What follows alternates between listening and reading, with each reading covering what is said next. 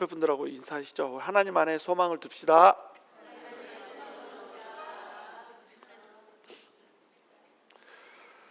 자, 다시 한번 인사하시죠. 잊고 있었는데 당신을 보니까 하나님의 소망이 생각납니다.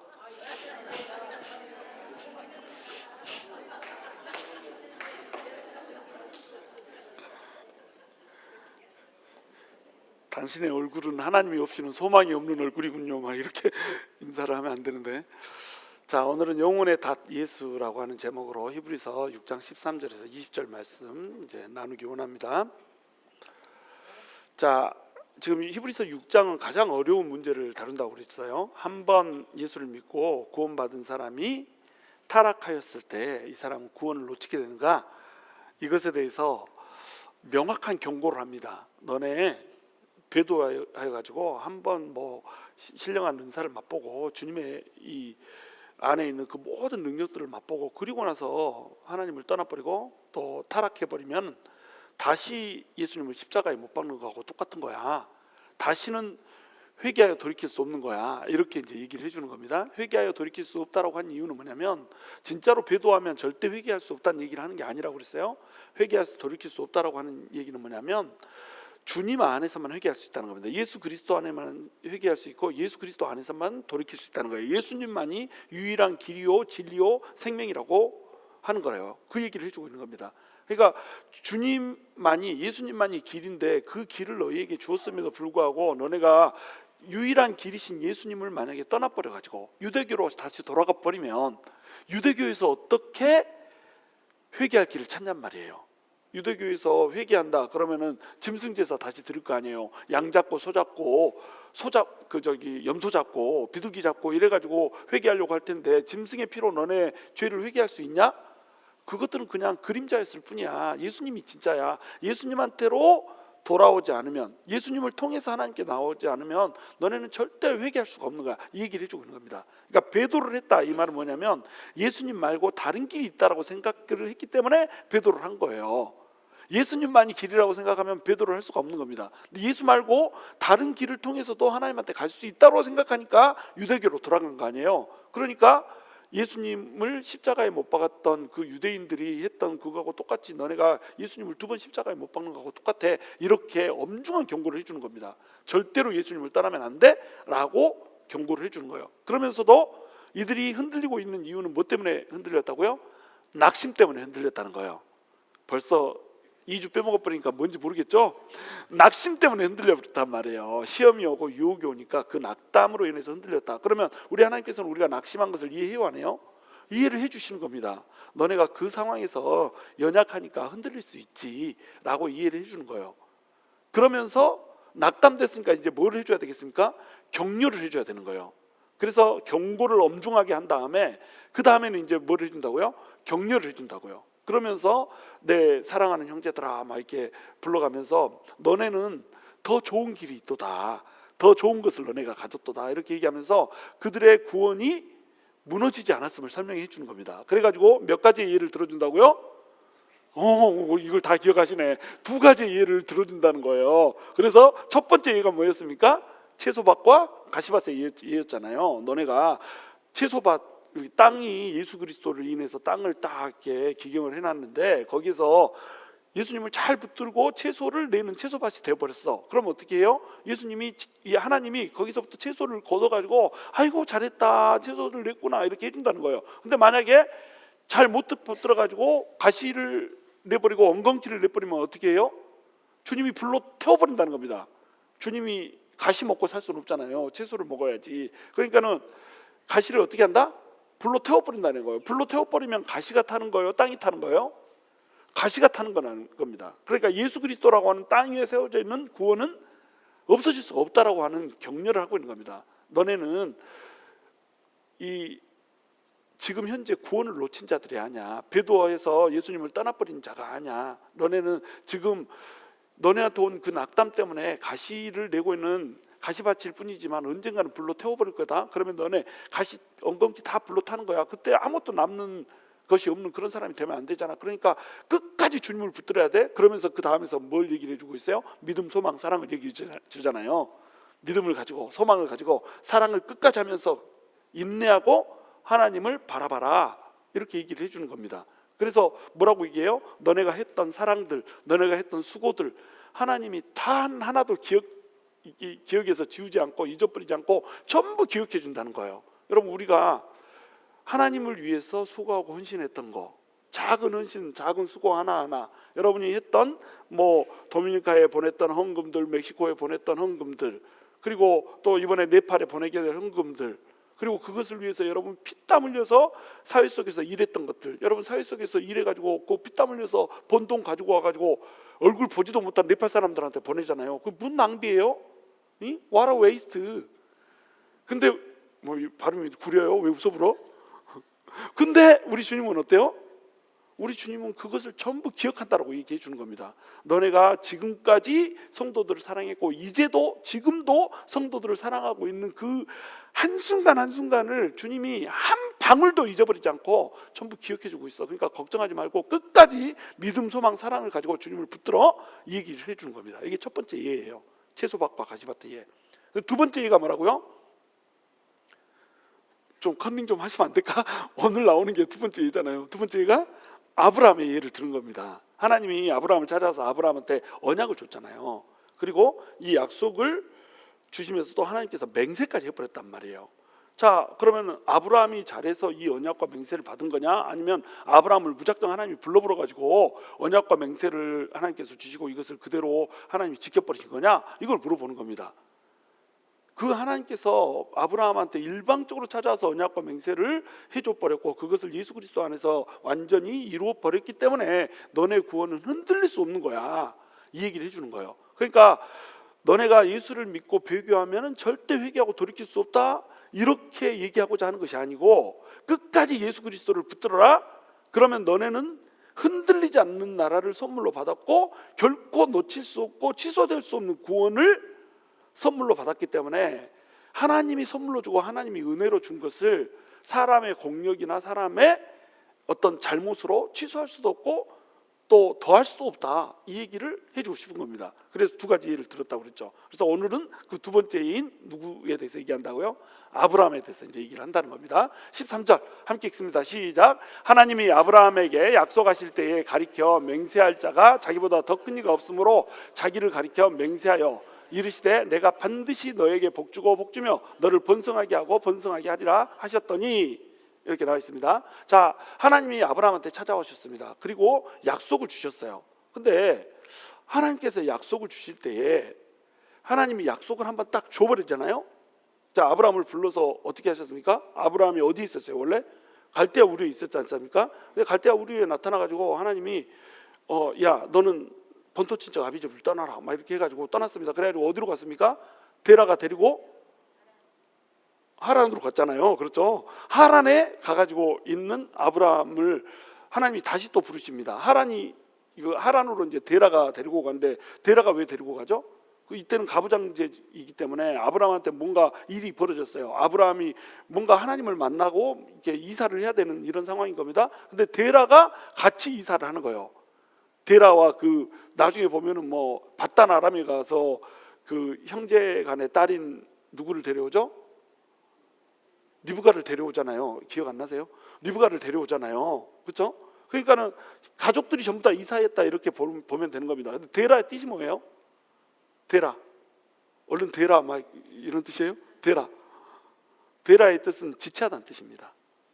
아버지가 아브라함에게 언약을 줬는데 아버지가 같이 가면서 어떻게 해버렸어요? 언약을 지체해버렸습니다. 그런데 하나님께서는 지체가 됐건 어쨌건 아브라함한테 뭘 주셨어요? 약속이라고 하는 걸 줬어요. 언약이라고 하는 것을 줘버렸습니다. 그러면 하나님이 약속을 해버렸단 말이에요. 뭐라고 약속이냐면 내가 반드시 너에게 복주고 복주며 너를 번성하게 하고 번성하게 하리라, 이렇게 약속을 딱 줘버렸습니다. 그러면 하나님이 약속을 했으니까 이 약속은 반드시 지켜줘야 안 지켜져요? 반드시 지켜주는 겁니다. 반드시. 그런데 하나님이 여기다 들고 맹세까지 해버린 거예요. 자, 하나님 맹세할 필요가 있어요, 없어요? 하나님이 무슨 맹세가 필요해? 맹세할 때는 사람들이 누구의 이름을 걸고 맹세를 합니까? 하나님의 이름을 걸고 맹세를 합니다. 하나님의 이름으로 자 맹세한다. 이 맹세를 깨트리면 하나님의 이름으로 맹세를 했으니까 하나님이 날 벌 줄 거야, 이렇게 맹세를 하는데 하나님은 이름을 걸 사람이 없잖아요. 이름을 걸 대상이 없잖아요. 하나님이 누구 이름을 걸고 맹세를 하겠어요? 그러니까 하나님이 맹세한다는 것 자체가 문제인 겁니다. 그것이 문제인 거예요. 하나님이 맹세를 어떻게 할 수 있어? 이름을 걸 대상이 없는데. 그런데 하나님이 맹세를 해버린 거예요. 누구를 위해서 맹세를 했을까요? 아브라함을 위해서 맹세를 한 겁니다. 왜냐하면 사람들은 약속을 해놓고 약속을 잘 못 지키기 때문에 이 약속을 못 지키면 이제 맹세하건대 나 죽는다 이렇게 하고 맹세를 하는 겁니다. 그러니까 하나님이 아브라함한테 나타나서 맹세까지 하면서 복을 줘버리겠다라고 이렇게 약속을 한 거예요. 그러면 이 약속이 뭐였어요? 여기서는 너에게 복 주고 복 주며 이렇게 되어 있지만은 사실은 네 씨로 인하여서 누가 복을 받는다, 모든 민족이 복을 받는다, 이 약속을 준 겁니다. 근데 여기서는 이제 이 말씀을 살짝 바꿔놨죠. 너에게 복 주고 이렇게로 바꿔놨습니다. 왜냐하면 아브라함한테 초점을 맞추기 위해서. 근데 원래의 말씀은, 약속의 말씀은 뭐예요? 너의 씨를 통하여서 모든 열방이 복을 받는다는 거였습니다. 그러면 이 씨는 누구예요? 예수 그리스도라고 하는 겁니다. 그러니까 아브라함한테 준 약속은 어떤 약속이냐면 예수 그리스도를 통해서 모든 열방들이 구원을 얻게 되는 그 약속을 주신 겁니다. 그 약속을 이루기 위해서 아브라함은 반드시 누구를 낳아야 돼요? 이삭이라고 하는 아들을 낳아야 되는 겁니다. 근데 이 약속을 언제 받았어요? 75세 때 받았어. 75세 때 약속을 받고 나서 이미 뭐 사라는 늙어가지고 임신하지 못하는 사람 데려다가 하나님이 약속을 줬잖아요. 사라하고 아브라함하고 둘 다 늙었어. 탱탱 늙었어요. 한 사람 75세고 한 사람 65세야. 10살 차이니까. 이런 사람들 데려다가 자, 아기 줄게. 큰 민족을 이룰게. 민족은커녕 뭐도 없어요. 아기가 생겨날 기미도 안 보여. 난자가 없는 것 같은 느낌이야 지금. 그렇잖아요. 애는커녕. 근데 하나님께서 약속을 주셨으니까 이 하란에서 가나안 땅으로 딱 이사를 오고 나면은 어떤 일이 벌어져야 되겠어요? 쑥쑥 잘 풀려야 되잖아요. 일이 안 풀려버려. 오자마자 뭐가 생겨버립니까? 가뭄이 일어나 버립니다. 가뭄이 일어나니까 어떻게 해요?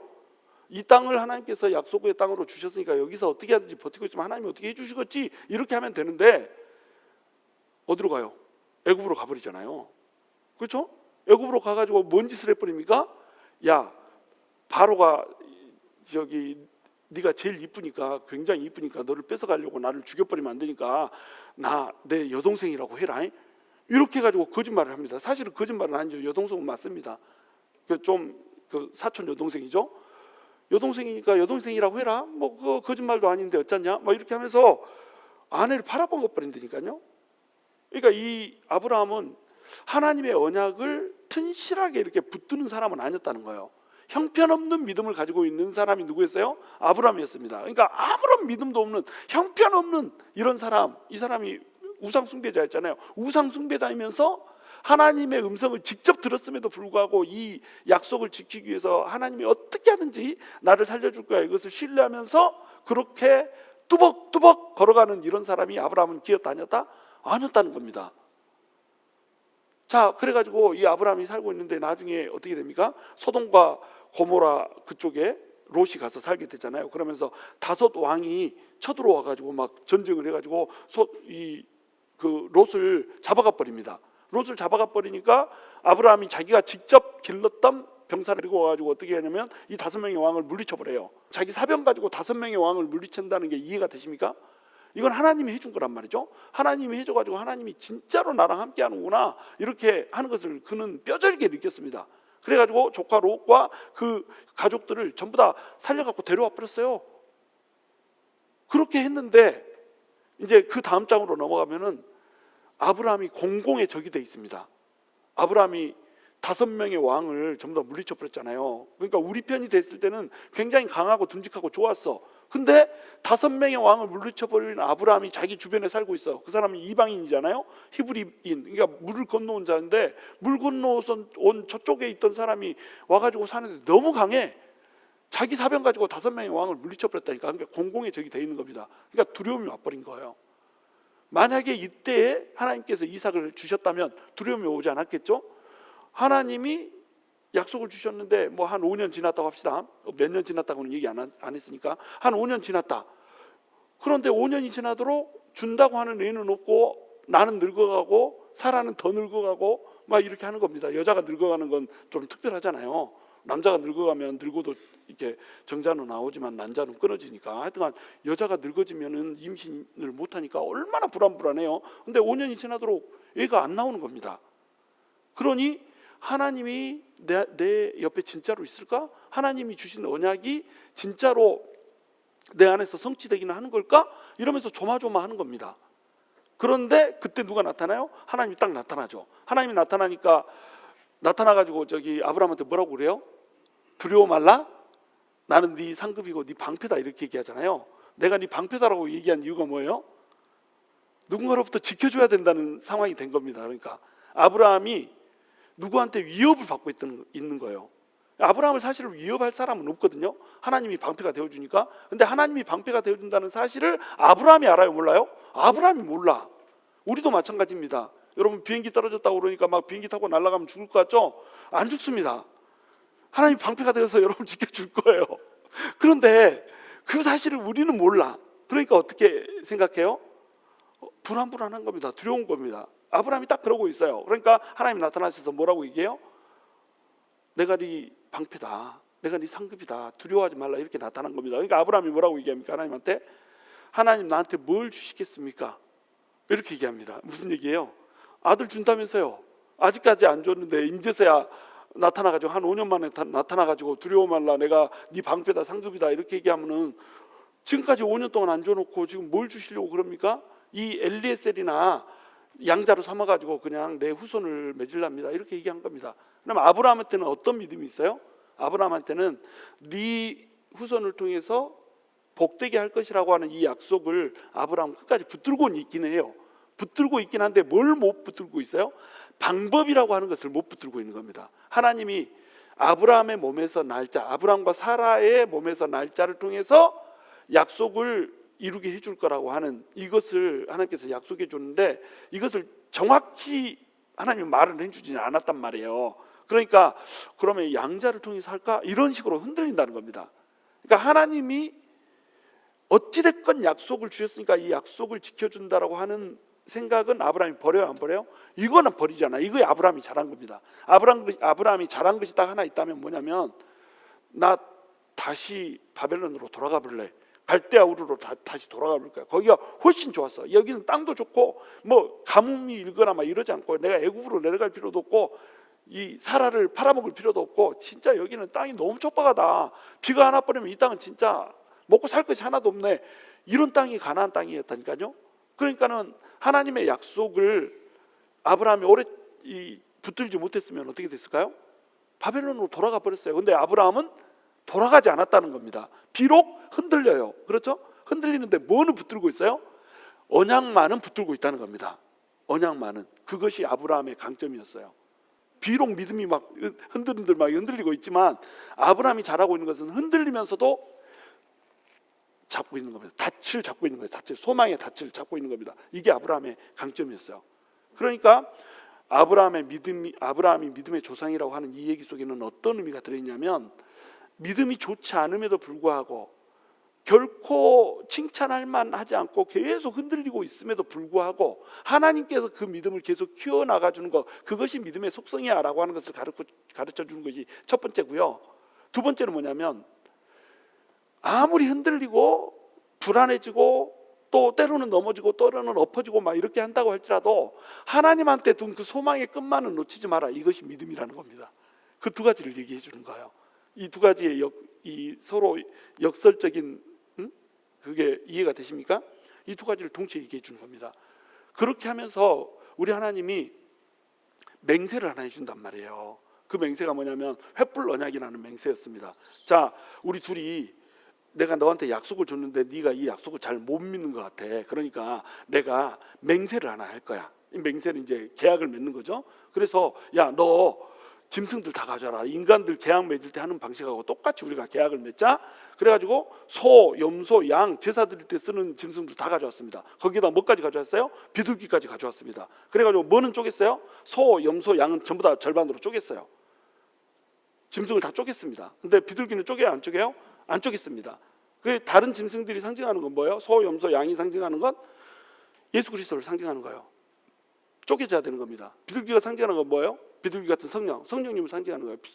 성령님은 쪼개지지 않습니다. 누구는 쪼개져요? 예수님은 쪼개집니다. 그러니까 이 속에 맹세가 들어있는데 이 맹세 속에도 뭐가 들어있어요? 예수 그리스도에 대한 맹세, 성령님에 대한 맹세가 들어있는 거예요. 우리 하나님이 맹세를 할 필요가 있어요, 없어요? 맹세할 필요가 없습니다. 약속했으면 그걸로 족해요. 약속했으면 그걸로 끝. 맹세를 할 필요가 없는 겁니다. 근데 누구를 위해서 맹세를 했다고요? 아브라함을 위해서 맹세를 했다는 거예요. 아브라함이 믿음이 흔들리니까 너네 하는 대로 그대로 내가 해줄게 이렇게 해가지고 아브라함한테 가져오라고 그래서 그거 전부 다 쪼개놓습니다. 짐승을. 그리고 비둘기는 쪼개놓지 않고 비둘기는 놔두고 이렇게 합니다. 솔개들이 막 날라와요. 내 약속을 해야 되는데 맹약을 맺어야 되는데 우리 하나님은 오지 않고 솔개들이 막 달라듭니다. 솔개는 뭘 상징합니까? 악한 영들을 상징하죠. 악한 영들이 언약을 막 뺏어가려고 잡아가려고 뜯어가려고 막 달라듭니다. 그것을 누가 쫓아요? 아브라함이 막 쫓습니다. 그러다가 아브라함이 어떻게 돼요?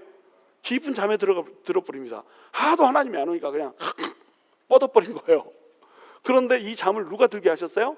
하나님이 들게 하신 겁니다. 왜냐하면 이 쪼개진 짐승 사이로 걸어간다라고 하는 의미 자체가 뭐냐면 너랑 나랑 손잡고 이 쪼개진 짐승 사이로 걸어갈 때에 계약이 성립되는데 이 계약을 어기면 계약을 어긴 쪽의 사람은 이 짐승처럼 쪼개져 죽는 거야? 이런 의미로 그 짐승 사이를 걸어가는 거예요. 그런데 그 짐승 사이로 아브라함이 걸어 들어가면 어떻게 되겠어요? 아브라함은 반드시 죽는 겁니다. 왜냐하면 아브라함한테는 맹세를 지킬 힘이 있어 없어? 없어요. 약속을 지킬 힘이 있어요 없어요? 없어요. 하나님 나 똑바로 살게요. 아브라함한테 똑바로 살 힘이 없습니다. 하나님 내가 끝까지 하나님을 붙들고 흔들리지 않는 믿음으로 나갈게요. 아브라함한테 그걸 지킬 능력이 있어요 없어요? 없습니다. 우리한테는 더 없습니다. 아브라함보다 더 없어 우리는. 그죠? 우리 맨날 흔들리고 맨날 약속한 거 하나님하고 어겨버리고 하나님 오늘은 그 야한 거 안 보고 그냥 성경을 볼게요 막 이렇게 얘기했는데 저녁 되면 야한 거 보고 있어요. 하나님 오늘은 욕 안 하고 하나님을 찬양하는 입술만 될게요 하다가 밥 먹을 때만 되면은 입버릇처럼 막 나와. 안주가 필요해, 반찬이 필요해. 그래가지고 사람들 조사 불고 막 이렇게 합니다. 계속 우리가 그렇게 한단 말이에요. 그러니까 그렇게 해버렸으면 약속을 못 지켰으니까 우리는 어떻게 돼야 됩니까? 하나님이 우리를 조사 불어야 돼. 근데 우리를 하나님이 조사요 안 조사요? 안 조사. 왜? 아브라함이 걸어갈 때 아브라함이 계약을 맺을 때 쪼개진 짐승 사이로 아브라함은 걸어갔어요 안 걸어갔어요? 안 걸어갔어요. 하나님이 재워버렸거든. 아브라함을 딱 깊은 잠으로 재워버려 놓고 하나님이 아브라함의 꿈속에 흑암이 깊이 막 내려왔을 때 아무것도 보이지 않을 때 횃불을 딱 켜놓고 횃불로 하나님이 지나가는 겁니다. 횃불은 누구예요? 하나님, 빛이신 하나님을 얘기하는 겁니다. 그러니까 하나님이 혼자서 어디를 지나가세요? 쪼개진 짐승 사이를 지나가는 겁니다.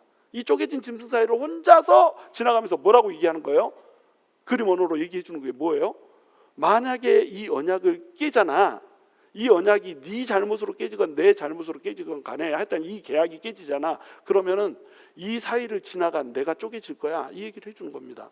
하나님이 쪼개질 거라고 얘기를 하면서 그 사이를 지나가는 거예요. 근데 언약은 누가 깨요? 우리가 깬다니까요. 아브라함이 깬다니까요. 맹세는 누가 깨요? 우리가 깬다니까요. 아브라함이 깨요. 그런데 죽기는 누가 죽어요? 하나님이 죽는다는 거예요. 그 약속과 맹세가 누구냐면 예수 그리스도라는 겁니다. 약속, 예수 네 씨를 줄게. 네 씨가 누구예요? 예수님을 보내줄게. 예수 진짜 보내줬죠? 씨를 보내주는 걸로 끝나는 게 아니라 맹세를 해버렸잖아요. 맹세를 하면서 이 사이를 쪼개진 짐승 사이를 지나가면서 계약을 맺었는데 이 계약이 파기되잖아. 그러면 이 짐승 사이를 지나간 사람이 진짜 쪼개진다. 그래가지고 우리 예수님이 어떻게 됐어요? 쪼개져 버렸잖아요. 이게 하나님의 사랑입니다. 그러니까 하나님은 구약에서 공의를 베풀고 막 그 사람들을 벌주고 정죄하고 막 이러다가 갑자기 작전을 바꿔가지고 신약에 오면서 사랑해주는 분이 아니고 하나님은 처음부터 사랑이셨단 말이에요. 하나님은 사랑이심이라 죄 많은 인간들을 죄를 졌기 때문에 정죄를 그 공의로 해야 됨에 마땅함에도 불구하고 하나님께서 그 정죄를 누구한테 해버렸다는 거예요? 예수 그리스도한테 해버렸다는 겁니다. 그래서 예수님이 오신 거예요. 그리고 예수님이 어떻게 돼버렸어요? 진짜로 그 맹세대로 십자가에서 쪼개져 버린 겁니다. 그리고 그 맹세대로 비둘기는 쪼개지 않은 그 예표를 통하여서 보여줬듯이 성령님이 우리한테 와버린 거예요. 그리고 그 성령님은 쪼개져요, 안 쪼개져요? 쪼개지지 않는다는 겁니다. 누구만 쪼개져요? 예수 그리스도만 쪼개진다는 거예요. 이것이 하나님께서 주신, 아브라함에게 주신 약속이었고 맹세였다는 겁니다. 그 약속과 맹세가 누구한테 지금 이루어졌어요? 이 히브리서를 읽고 있는 히브리서 독자들한테 지금 그대로 이루어졌다는 거예요. 그리고 이들이 지금 핍박을 당하고 있는 겁니다. 핍박을 당하고 유혹을 당하고 있어요. 이때 그들은 어떻게 하고 있어요? 아브라함이 흔들렸던 것처럼 똑같이 흔들리고 있습니다. 이렇게 흔들리고 있는 그들을 향해서 뭐라고 얘기해 주는 거하고 똑같은 거예요? 맹세했지? 너네 흔들리는 그것까지를 위해서 내가 십자가에 위해서 쪼개진 거야. 너네 그 믿음 없는 흔들림을 위해서 내가 십자가에서 피 흘려 죽은 거야. 그러니까 나를 끝까지 붙들면 돼. 하나님의 약속, 하나님의 맹세를 끝까지 붙들면은 너네는 살 수 있는 거야. 이 얘기를 지금 해주고 싶은 거예요. 왜 이 얘기를 하고 있는지 아시겠죠? 그가 이같이 오래 참아 약속을 받았느니라. 그러면은 아브라함이 잘한 건 뭐라고요? 아브라함은 이것을 끝까지 붙들었습니다. 오래 참았다. 이것은 논란의 여지가 있어요. 아브라함이 진짜로 오래 참았습니까? 사라한테서 애가 나올 것 같아가지고 그냥 끝까지, 사실은 오래 참은 건 아니잖아요. 근데 오래 참은 것도 맞죠? 오래 참았다는 게 뭐예요? 흔들거리고 막 다른 방법이 있겠지 이렇게 생각은 하지만은 끝까지 하나님의 언약만큼은 붙들고 있었다는 거예요. 엘리에셀을 내가 양자로 삼아서 엘리에셀을 통해서 이 하나님이 약속한 씨를 이루어 보겠습니다. 이렇게 얘기한 건 뭐예요? 약속은 버리지 않은 겁니다. 하나님의 약속을 이루는 방식을 자기 나름대로 시나리오로 쓴 것뿐이에요. 무슨 얘기인지 이해가 되시나요?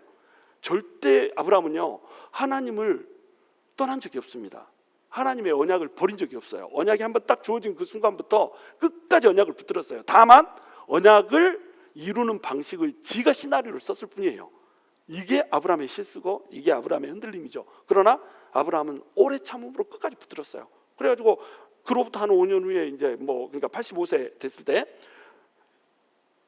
그래도 애가 안 생기는 겁니다. 그러니까는 어떻게 하죠? 사라가 도저히 나는 이제 안 되겠다. 내가 나이가 몇 살이냐? 75살이다. 75살. 경수가 끊어져 버렸다. 생리가 멈춰 버렸다. 배란기가 안 온다. 발전기가 아니죠. 배란기가 안 온다. 어떻게 얘가 생기겠냐? 이렇게 한 겁니다. 그래가지고 젊은 여자 하갈하고 잠을 자라 이렇게 한 거예요. 여러분, 우리가 농담처럼 젊은 여자하고 자라니까 냉큼 가서 자버렸다 우리께 이렇게 얘기하지만 그게 아니에요. 아브라함이 하갈하고 잔 이유는 젊은 여자하고 자란 게 좋아가지고 잔 게 아닙니다. 하나님의 약속을 믿으니까 잔 거예요. 아브라함은 사라를 끝까지 사랑했습니다. 사라만이 내 여인인 것처럼 이렇게 살고 싶었어요.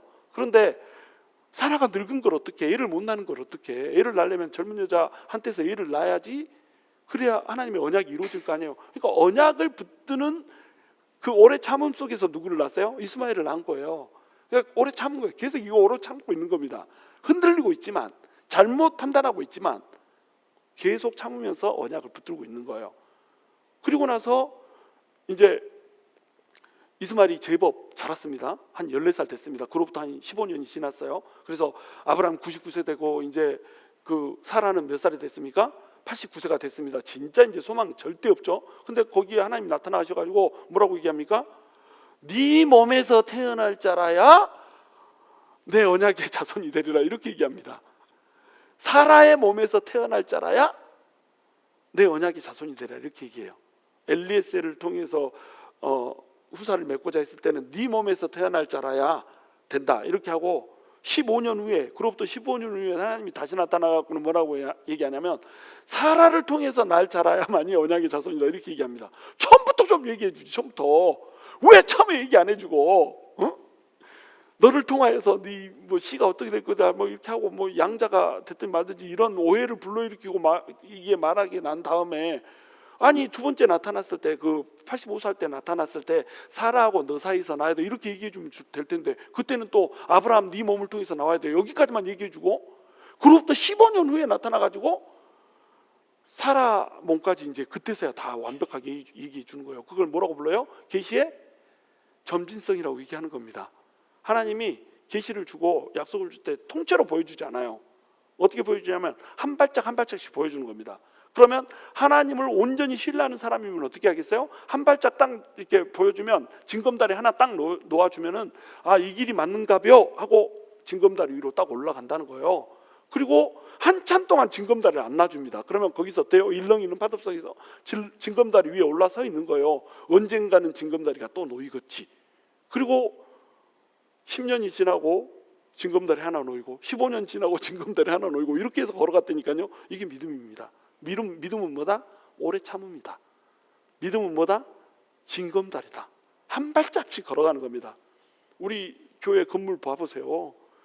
세상에 6개월이 지나도록 지금 안 이루어지고 있잖아. 우리가 저 건물을 발견한 이후로 6개월이 넘어가 버렸습니다. 거기 가서 감사주일 예배를 드려야지, 거기 가서 크리스마스를 지내야지, 거기 가서 성부영신 예배를 지내야지, 거기 가서 1월 달부터는 새해부터는 시작을 해야지. 안 돼요.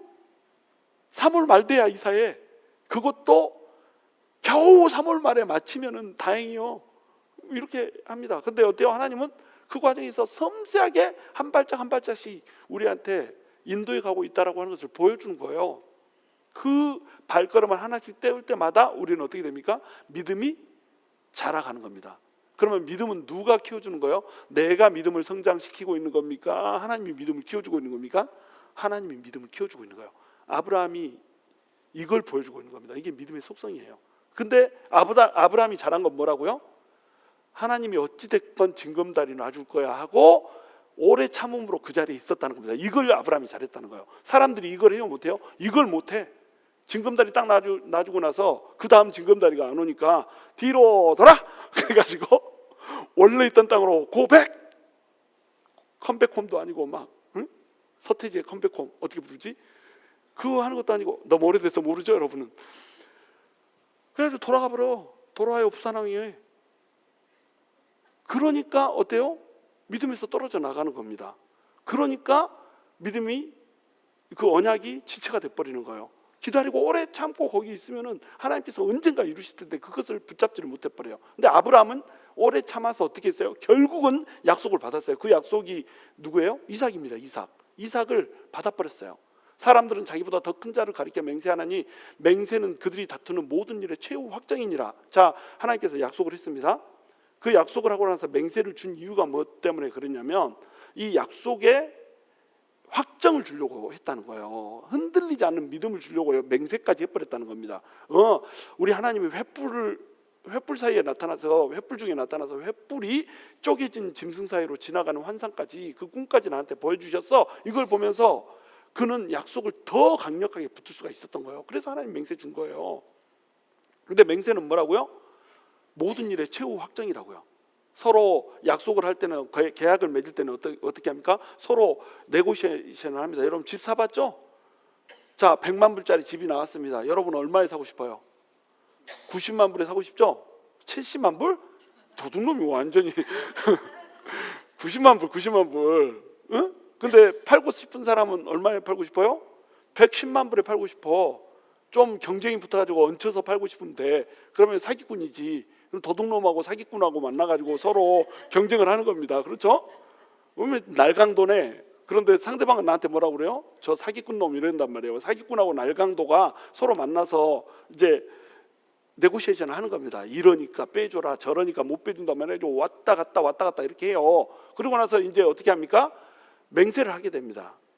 자, 이 가격에 하자. 그러고 계약을 딱 맺어버려요. 그러면 계약을 딱 맺고 둘이 도장을 꽝꽝 찍는 순간에 어떻게 됩니까? 모든 일의 최후 확정 끝. 이제 더 이상 깎아주라 뭐해라. 도장 찍어놓고 사인했는데 사인하고 나서도 저기 근데 10,000불만 더 깎아주면 안 될까 이러고 있는 사람이 있어요? 그러면 주인이 성질냅니다. 계약서 짝 찢으면서 안 팔아버려 임마 막 이렇게 한단 말이에요. 그죠? 계약을 맺으면 다시 해서 맹세를 하면 모든 것이 확정 끝. 근데 우리 하나님이 어떻게 해버렸어요? 약속을 줘버리면 하나님이 약속이 있으니까 그걸로 끝인데 하나님이 뭐까지 해버렸다는 거예요? 맹세까지 해버렸다니까요. 횃불 언약 통해서 이거 어기는 사람이 이거 어기는 순간에 이 횃불이 그 지나가듯이 짐승 사이로 지나간 사람은 똑같이 짐승처럼 쪼개서 죽는다? 맹세를 해버렸다니까요. 그리고 예수님이 오면서 어떻게 해버렸다는 거예요? 이 약속도 맹세도 전부 다 이루어져 버렸다는 겁니다. 이것을 우리 크리스찬들이 붙들고 살아간다는 거예요. 하나님이 약속해버리고 맹세까지 해버렸다고 한다면 이것은 흔들릴 수 있어요, 없어요? 흔들릴 수가 없다는 겁니다. 너네가 좀 잘못 사는 거, 너네가 좀 이렇게 힘들어서 뭐 약해서 또는 부정해서 조금 믿음에서 떨어지는 거, 그거 가지고 내 약속이 흔들린다고? 내 맹세가 흔들린다고? 아니야. 너네는 내 약속, 내 맹세에 그 어떤 것도 더하지도 못하고 빼지도 못해. 너네한테 있는 그 구원은 너무나도 안전한 구원이고, 너네한테 있는 그 구원은 너무나도 흔들리지 않는 소망이 있는 그런 구원인 거야. 이렇게 얘기해 주는 겁니다. 이게 우리 하나님이세요. 우리 하나님이 우리한테 언약과 맹세를 주셨습니다. 언약과 맹세를 주시면서 우리 하나님 뭐라고 그랬어요? 내가 너희를 고아처럼 내버려 두지 않을 것이다. 내가 너희를 영원히 떠나지 않을 것이다. 우리가 힘들 때는 어때요? 하나님이 내 옆을 떠나버렸는가 보다. 그래가지고 내 이름은 이가봇이요, 막 이렇게 하는 사람들이 있습니다. 또 그런 것은 또 잘 외워. 다른 것은 못 외우는데 이가봇, 하나님의 영광이 떠나버렸다, 막 이렇게 하면서 이가봇, 하나님의 영광이 떠나버렸어, 막 이렇게 생각합니다. 하나님의 영광이 안 떠났다니까요. 왜요? 하나님이 성령님으로 쪼개지지 않은 비둘기로 내 속에 들어와서 살고 계셔버린다니까요. 그리고 내가 어떤 처지에 있건 어떤 곳에 가고 있건 어떤 입장에 있건 상관없이 우리 하나님이 나랑 함께 동행하고 있다니까요. 함께 걸어가고 있다니까요. 그러면서 하나님이 우리를 붙들어주고 있다는 겁니다. 주님의 손이, 주의 손이 붙드시네, 붙들고 진짜로 가고 있다는 거예요. 17절, 하나님은 약속을 기업으로 받는 자들에게 그 뜻이 변하지 아니함을 충분히 나타내시려고 그 일을 맹세로 보증하셨나니, 보증수표를 준 겁니다. 맹세로 흔들리지 않게 해주려고. 누가 흔들리지 않게 해주려고? 하나님, 그 아브라함이 흔들리지 않게 해주려고. 우리도 보증수표가 하나 있죠. 우리 안에 보증이 누구예요? 예수 그리스도가 첫 번째 우리의 보증입니다. 그리고 또 누가 우리의 보증입니까? 성령님이 우리의 보증이라고 나와요. 성령님이 우리 보증이 돼가지고 우리가 천국에 딱 갔습니다. 천국에 가면은 뭐 너는 왜 천국에 들어올래 물어본다고 그러잖아요. 안 물어봅니다. 너는 왜 천국에 들어올 수 있는지 한번 말해봐. 그러면 그때 우리가 저기요, 사실은요 제가 예수를 믿었고요, 막 조마조마하면서 성령님이 내 안에 좀 있고요, 제가 저 방언도 받았고요, 저기 또 뭐 할 얘기가 있나, 제가 착한 일도 했고요, 저기 도미니카에 제가 헌금도 보냈고, 이렇게 안 해도 돼요. 왜냐하면 우리 속에 뭐가 있어요? 보증이 있다니까요. 보증이, 성령이 우리 속에 보증으로 딱 있는 겁니다. 이게 없으면, 보증이 없으니까 어떻게 해요? 못 하는 거예요. 개런티가 없는 겁니다. 개런티. 이 보증을 영어로는 개런티라고 하잖아요. 개런티가 없어. 개런티가. 그런데 우리는 어때요? 예수를 믿는 순간에 성령님 우리 안에 딱 들어오면서 뭐가 돼버려요? 보증이 돼버린다니까요. 도장이 꽝 찍어져 버렸습니다. 여기에 이미 인을 쳐버렸어요. 인을 쳤다고 얘기합니다. 씨를 박아놨다, 이렇게 얘기합니다. 그리고 또 우리한테 성령님이 뭐가 된다고? 보증이 된다니까요. 그러니까 그 보증이 돼가지고 그냥 우리는 들어가는 거예요. 18절, 이는 하나님이 거짓말을 하실 수 없는 이 두 가지 변하지 못할 사실로 말미암아. 자, 이 두 가지 변하지 못할 사실은 뭐하고 뭘까요? 뭐가 변하지 않아요? 그렇지. 하나는 약속이고 하나는 맹세. 방금 그렇게 죽으라고 설명했는데 지금 나 뭐 한 거야 이때까지? 피토하게 설명했는데 대답을 못하면 어떡해요? 이는 하나님이 거짓말을 하실 수 없어. 그렇죠? 거짓말을 하실 수 없는 이 두 가지 변하지 못할 사실. 하나님이 거짓말을 못해. 근데 하나님이 약속을 해버렸네. 그러면 거짓말 못하니까 그 약속은 어때요? 반드시 이루어지는 겁니다. 근데 하나님이 거짓말을 못하는데 또 뭐를 줘버렸어요? 맹세를 줘버렸어. 약속과 맹세라고 하는 이 두 가지, 이 두 가지를 사람은 거짓말을 하니까 변개할 수 있습니다. 약속해놓고 안 와버려. 그렇죠? 오늘 거기서 만나? 해놓고서 바람 맞춰버려. 내일까지 푼돈 갚아줄게? 그래놓고 1년이 지나도 안 갚아버려. 잊어버려. 이것이 사람입니다. 근데 하나님은 어때요? 잊어버리지도 않고 속이지도 않고 거짓말하지도 않습니다. 하나님은 한 번 약속하면 끝. 그런데 맹세까지 해버렸네. 죽겠다고 맹세까지 해버렸네. 끝. 자, 그러니까 앞에 있는 소망을 얻으려고 피난처를 찾은 우리에게 큰 안위를 받게 하려 하심이라. 우리 앞에 뭐가 있다는 거예요? 소망이 있다는 겁니다. 소망이. 그래서 우리한테는 뭐가 있다는 거예요? 피난처가 있다는 겁니다. 우리가 피할 수 있는 피난처, 다시 얘기해서 예수 그리스도, 우리의 소망 대신 예수 그리스도, 우리의 피난처 대신 예수 그리스도가 우리 앞에 있다는 거예요. 그리고 그 앞에 있는 예수님은 그냥 지금 현재 우리 앞으로 막 걸어가고 있는 게 아닙니다. 우리 예수님이 어디로 가버렸습니까? 우리 예수님이 가서 지금 있는 데가 어디요? 나 대답 좀 해줘요. 하나님의 보좌 우편에 가서 계시잖아. 우리 하나님이 지금 우리 앞으로 걸어가고 우리는 막 쫄쫄쫄 따라가고 있는 게 아닙니다. 우리 예수님이 그런 게 아니고 예수님은 어디로 가버렸어요? 하나님의 보좌 우편으로 가버렸다니까요. 그러면 우리도 어떻게 되겠어요? 우리 앞에 있는 소망이고 우리 앞에 있는 피난처니까 우리도 어떻게 되겠어요? 우리도 그리 따라가지 당연히. 예수님을 쫄쫄쫄 따라서 예수님이 간 길을 우리도 그대로 걸어간다는 겁니다. 왜? 우리랑 예수님이 어떻게 돼 있어요? 붙어 있어. 연합돼 있어. 믿음이라고 하는 것으로 예수님이 주신 은혜를 통해서 우리가 어떻게 됐다는 거예요? 같이 붙어 있다는 거예요. 연합이 돼버렸다는 거예요. 그러니까 예수님이 가신 곳을 우리도 가는 거예요. 요한복음에 보면은 내가 있는 곳에 너희는 오지 못하리라 이렇게 얘기하죠. 왜 오지 못해요? 예수님을 안 믿으니까. 연합이 안 돼 있으니까. 예수님 어디로 갈 겁니까? 저가 자살하려는가 막 이럽니다. 저가 헬라인들한테 가가지고 헬라인을 가르치려는가 막 이럽니다. 그들은 잘 몰랐어요. 예수님이 천국으로 간다는 얘기를 몰라서 하나님 보좌 우편으로 간다는 얘기를 몰랐어요. 예수님을 안 믿으니까 그들은 예수님 옆에 갈 수 있어 없어? 못 가는 거예요. 근데 우리는 예수님 믿어버렸잖아. 그럼 우리는 어디로 가요? 하나님 보좌 우편으로 그냥 따라 올라간다니까요. 예수님이 갔으니까.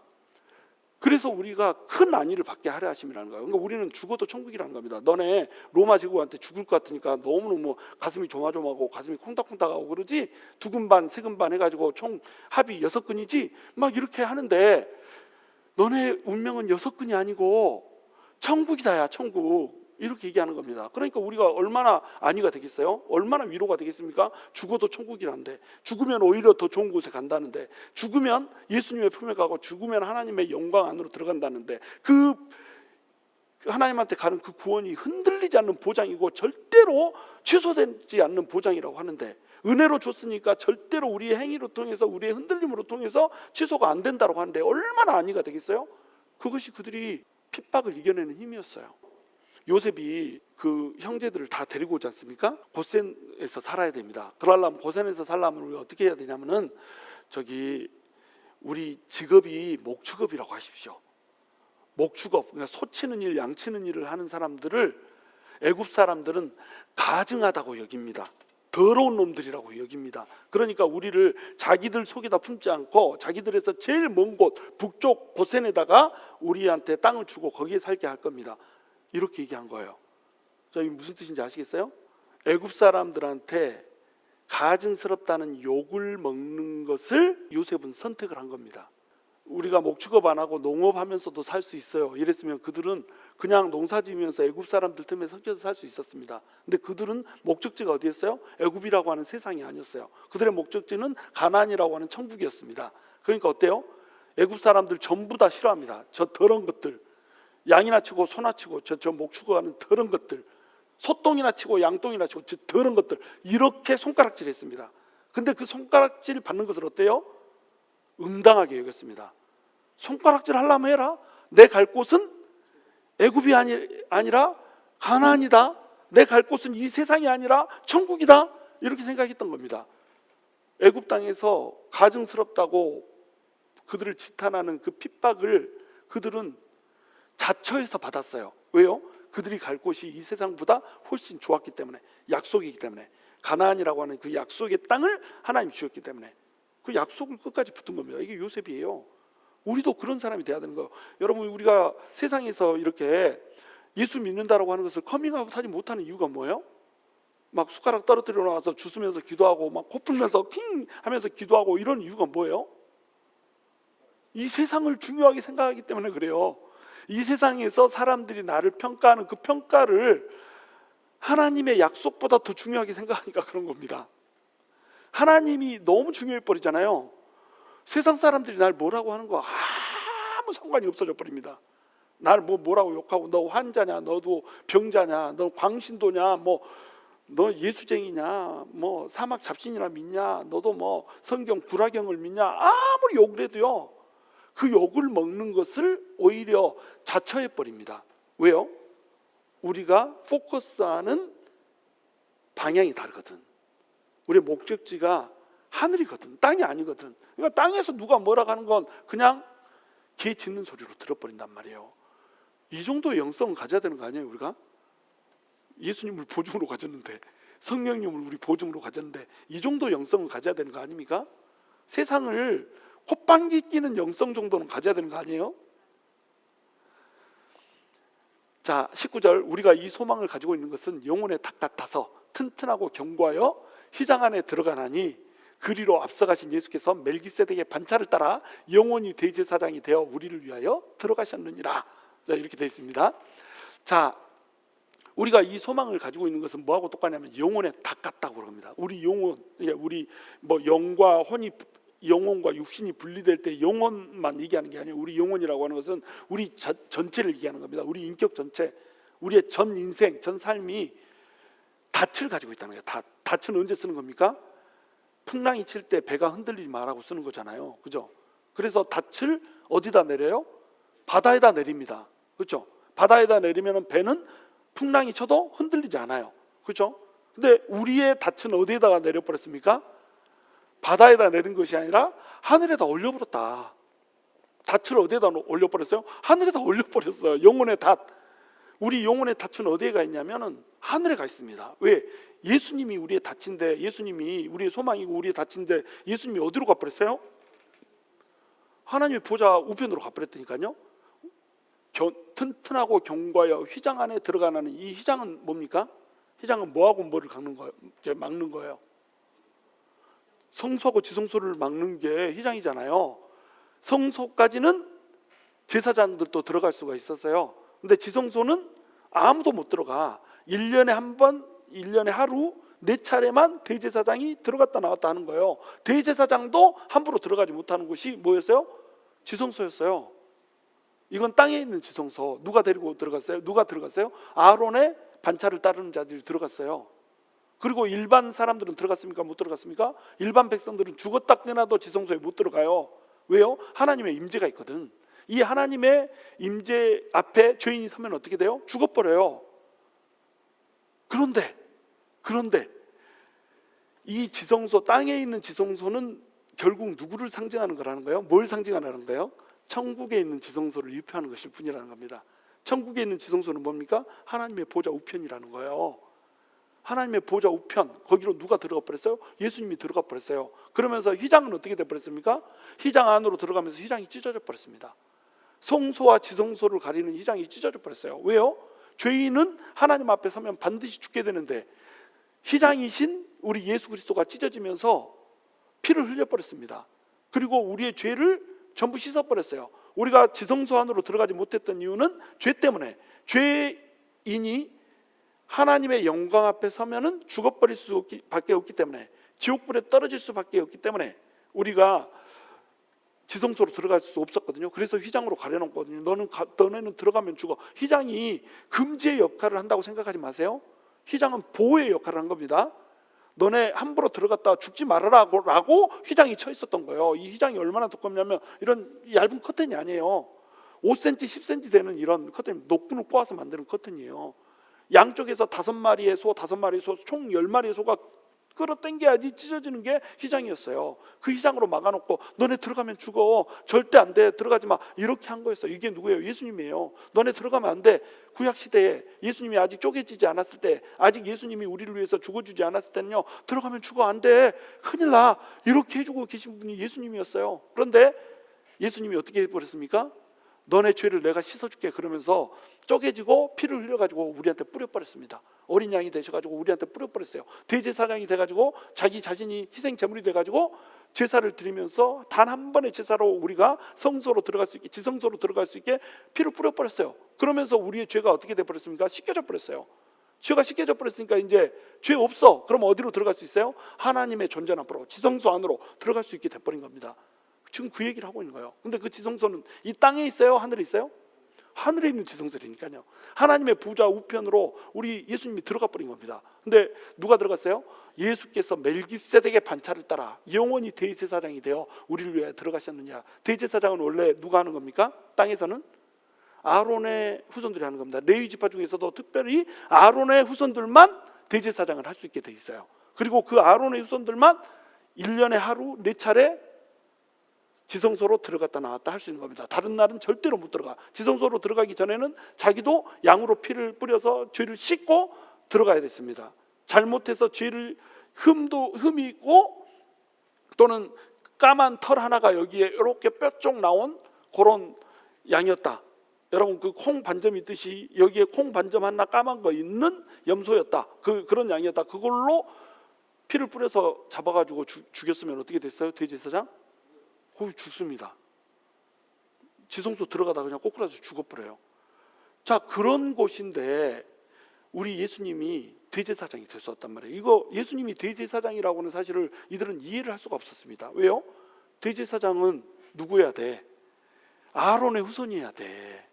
그런데 예수님은 아론의 후손이 아니잖아요. 레위 지파도 아니잖아요. 예수님은 어떤 지파예요? 유다 지파다. 유다 지파. 그러니까 어떻게 해서 예수님이 대제사장이냐? 예수님이 대제사장이 돼서 영단번의 제사, 단 한 번의 제사로 영원히 우리의 죄를 속해주는 그런 제사를 드려줬다고 하는데 예수님은 제사장 지파가 아니지 않냐? 이렇게 우길 수가 있습니다. 그러니까는 멜기세덱이 등장을 하는 거예요. 모세가 등장하기도 전에, 모세가 등장하기 500년 전에 아브라함 시대 때에 이미 누가 등장을 했어요? 멜기세덱이라고 하는 대제사장이 등장을 이미 하는 겁니다. 근데 이 멜기세덱이라고 하는 대제사장의 이름이 뜻이 뭐예요?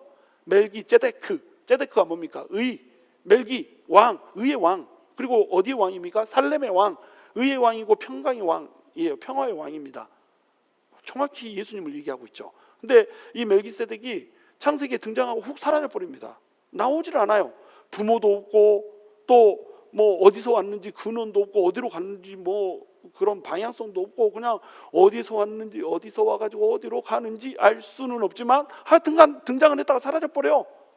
왜 이렇게 등장했다가 사라져 버리는 사람이 있을까요? 그리고 이 아브라함이 전쟁하고 돌아와서 왕들이 막 그 마중을 나왔습니다. 그래가지고 5명의 왕을 공격해서 죽여주고 우리를 구원해주고 너무너무 잘했다 막 이렇게 해주면 얼마나 좋았겠어요. 이 왕들이 세상에 잘난 체하면서 막 아브라함한테 고맙다는 인사는 안 하고 막 탈취물들은 가지고 뭐 어쩌고저쩌고 하라 막 이렇게 하면서 무게 빡빡 잡고 막 이랬습니다. 근데 아브라함이 이들을 거들떠 봐요, 안 봐요? 왕들 거들떠도 안 봤습니다. 이것들 5명 왕 왔을 때는 찍소리도 못 하던 것들, 힘도 못 쓰던 것들, 뭐 거들떠 볼 게 뭐 있어요? 거들떠도 안 봐요. 근데 아브라함이 딱 거들떠 보고 경배했던 사람이 한 사람이 등장합니다. 이게 누구예요? 이게 멜기세덱입니다. 왜요? 멜기세덱이 아브라함보다 높거든요. 아브라함보다 위대하거든요. 아브라함 하면 제일 위대하다고 생각하는데 아브라함이 믿음의 조상이라고 생각하는데 이 믿음의 조상이 11조를 바쳤던 사람이 있다. 이게 누구예요? 멜기세덱입니다. 의의 왕이고 평화의 왕, 평강의 왕. 누구? 예수 그리스도. 예수 그리스도한테 이 아브라함이 이미 11조를 바쳤다는 거예요. 그래서 이 멜기세덱의 반차를 타고 대제사장이 되어서 왔어. 이 멜기세덱은 아론의 자손이 아닙니다. 아론보다 훨씬 앞선 사람이 몇 년 앞섰다고요? 500년 앞섰다니까요. 멜기세덱이 이때 당시에 나이가 몇 살이었는지 모르지만 한 100살 먹었다 이러면은요 600년 앞섰다니까. 멜기세덱이 아론보다 훨씬 앞섰는데 제사장을 하고 있는 거예요. 근데 제사장인데 어떤 제사장이라고요? 왕이면서 제사장이에요. 살렘 왕이라니까요. 그리고 의의 왕이라니까요. 왕이면서 제사장인 겁니다. 아론은 왕이에요, 아니에요? 왕이 아닙니다. 아론 지파는, 레위 지파는 왕이 될 수가 없어요. 유다 지파만 왕이 됩니다. 그렇죠? 그러니까 유다 지파로서 왕이면서 동시에 대제사장이 될 수 있는 살렘 왕이 있다는 거예요. 그게 누구예요? 그게 예수님이라는 겁니다. 그러니까 멜기세덱이 예수님을 예표한다는 거예요. 그 멜기세덱의 반차를 타고 와서 예수님이 영원한 대제사장이 되어줬다는 거예요. 이 땅에서 레위 지파가 아론의 후손이 하는 그 제사는 지성소로도 못 들어가게 한다. 이 땅에 있는 지성소 안으로도 못 들어가게 한다. 그런데 우리 예수님은 멜기세덱의 반차를 타고 오는 왕이면서 동시에 대제사장이신 그런 분이셔가지고 휘장을 찢어버렸다. 휘장인 자기 자신을 찢어버렸다. 그래서 지성소 안으로 들어갈 수 있어. 근데 그 지성소는 땅에 있는 지성소가 아니라 어디에 있는 지성소다? 하늘에 있는 지성소라는 거예요. 그래서 하늘에 있는 지성소로 이 예수가 들어갔는데 예수님은 우리의 뭐라고요? 닻이라니까, 닻. 그 닻으로 우리가 뭘 하고 있는 거예요? 우리 사슬을 걸어놓고 있는 겁니다. 이게 연합이에요. 예수님한테로 우리 사슬을 걸어놓은 겁니다. 뭘로? 믿음으로. 믿음을 통해서 예수님한테 우리의 사슬을 훅업을 해놓은 거예요. 이 믿음을 우리가 걷어버리는 순간에 닫힌 적이 있는데 배는 어떻게 돼요? 표류를 하게 되는 거예요. 그런데 만약에 예수 그리스도한테로 우리가 담만 딱 올리고 있으면 어떻게 돼요? 아니 그 사슬만, 예수 그리스도라고 하는 그 우리 영혼의 닫에다가 딱 사슬만 걸어놓고 있으면 우리는 어떻게 돼? 결국 아무리 풍랑이 쳐서 흔들리더라도 결국 어떻게 됩니까? 예수님이 땡겨가지고 천국으로 불러들인다는 겁니다. 이것이 우리의 운명이고 우리의 팔자라는 거예요. 팔자 이상하다. 우리의 운명이라는 겁니다. 이게 우리 운명, 우리 데스티니. 우리는 어디로 간다? 지성소로 들어간다. 하늘 지성소로 들어간다. 하나님의 보좌 옆으로 우리는 간다. 영광으로 우리는 들어간다. 그러니까 6장에서 쭉 얘기하고자 하는 내용이 뭐예요? 너네는 까딱 잘못하면 구원 놓친다. 구원이 취소될 수 있다. 이 얘기를 하고자 하는 게 아닙니다. 예수 그리스도 안에서 너네 구원은 안전하다. 그러니까 끝까지 예수를 붙들고 끝까지 예수님을 따라가라. 앞서갔다. 우리 앞서가신이라고 하는 얘기를 왜 해놨겠어요? 예수님께서 앞서갔어. 어디를 앞서갔다는 거예요? 하나님의 보좌로 지성소로 앞서갔다는 겁니다. 앞서갔다는 것은 그 뒤를 쫄쫄쫄 따라가는 자가 있다는 거예요? 없다는 거예요? 있다는 거죠. 앞서갔다 이 말은 뒤따르는 사람이 있으니까 앞서갔다고 하지. 혼자만 갔으면 앞서갔다고 하겠어요? 혼자 갔다 하지. 혼자 없어야 이러지. 감수광도 아니고, 그죠? 예수님이 앞서갔다는 얘기는 뭐냐면 그 뒤를 따라가서 쫄쫄쫄쫄쫄 가는 사람들이 있다 없다? 있다. 그게 누구다? 바로 당신이다. 바로 나다. 그 얘기를 하는 겁니다. 자, 그러니 우리는 반드시 예수님이 가신 그 앞서가신 그 영광스러운 천국으로 가게 돼 있는 자인데, 로마가 흔든다고, 로마가 협박한다고, 이 세상이 조금 힘들다고, 이 세상이 조금 우리를 유혹한다고 우리가 흔들리면 되겠어요? 안 되겠어요? 안 된다는 겁니다. 아브라함이 오래 참음으로써 하나님의 약속을 받았던 것처럼 우리도 오래 참음으로써 예수님과 연합돼 가지고 끝까지 믿음의 절개를 지키라는 거예요. 그게 믿음입니다. 그럼 우리가 대충 살아서는 안 되는 거예요. 우리 구원을 놓치기 때문에 대충 살아서는 안 된다는 것이 아니고, 우리 하나님이, 우리 예수님이 무려 하나님의 보좌 우편으로 들어가시면서 거기에다 훅업돼 가지고 우리가 거기 들어갈 존재들인데, 하늘로 결국 우리 들어갈 존재들인데, 이깟 땅 아래에서 우리를 붙잡고 있는 그 끈적끈적한 것들, 이것 때문에 우리가 흔들려서야 되겠냐 이거죠. 지금 히브리서 기자는 애타는 심정으로 그 얘기를 하고 있는 겁니다. 너네, 야, 로마 이딴 것들한테 흔들려 버린다고? 예수님이 누군데? 무려 하나님의 보좌 우편, 이 세상 우주 만물을 창조하신 하나님의 보좌 우편에 들어가는 그 영광을 너네한테 주고자 앞서가셨고, 너네는 그 뒤를 따르고 있는데 어떻게 빛을 따라가는 빛의 사자들이 세상의 어둠한테 흔들릴 수가 있냐? 값어치 좀 있게 살자. 값어치 좀, 이게 얘기하는 겁니다. 여러분, 우리 값어치를 생각해야 돼요. 우리 값어치, 우리가 가치가 얼마나 큰 자든지 아십니까? 우리는 무려 하나님의 보좌 우편으로 예수님 따라서 쫄쫄쫄 가는 자들이니까요. 우리 운명은 누가 뭐라고 해도, 아무리 우리가 흔들려도, 아무리 우리가 연약해 보이고, 아무리 아무것도 아닌 것처럼 무명한 자처럼 이 세상에서 살고 있어도 우리의 결국은 어디라는 거예요? 하나님의 보좌 오른편으로 우리는 가고 있다는 겁니다. 그리고 그러한 삶을 우리는 이 현재 삶 속에서도 누릴 수가 있다고 하는 거예요. 어떻게 할 때요? 예수 그리스도 영혼의 닻에다가 우리를 훅업했을 때, 영혼의 닻에다가 우리를 놓지 않고 걸고 있을 때, 절대로 예수님을 떠나지 말라는 겁니다. 여러분, 인생 힘드시죠? 아주 미치겠죠? 때로는 뭐 교회고 뭐고 그냥 다 때려치고 싶죠? 거기서 아멘 하면 어떡해? 아뇨 해야지. 그런 생각이 들 때라도 아브라함이 흔들리면서도 끝까지 약속은 놓치지 않았던 것처럼, 예수 그리스도 그 보증 수표를 절대 놓치지 말고 예수 안에다가 완벽하게 훅업하라는 겁니다. 흔들리지 말라는 거예요. 여러분, 정말로 우리 흔들리지 않는 신앙을 가집시다. 우리 생명샘 교회는 하나님의 자녀로서의 가치를 보이는 그런 교회가 됐으면 좋겠어요.